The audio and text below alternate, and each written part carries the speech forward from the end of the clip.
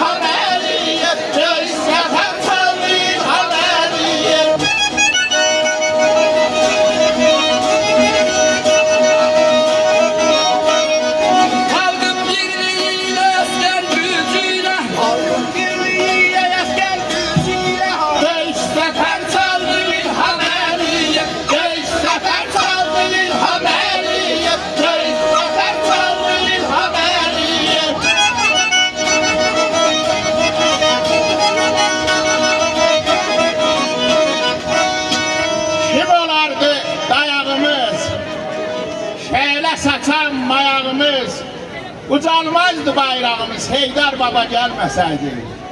Sular kimi axanmazdık, geleceğe bakanmazdık, azatlığa çıkanmazdık Heydar Baba gelmeseydi. Aşık Salih hoş sözümüz, kimseyle olmaz besimiz, ucalmazdı bu sesimiz Heydar Baba gelmeseydi. Allah'tan Heydar Baba'ya rahmet dileyirəm.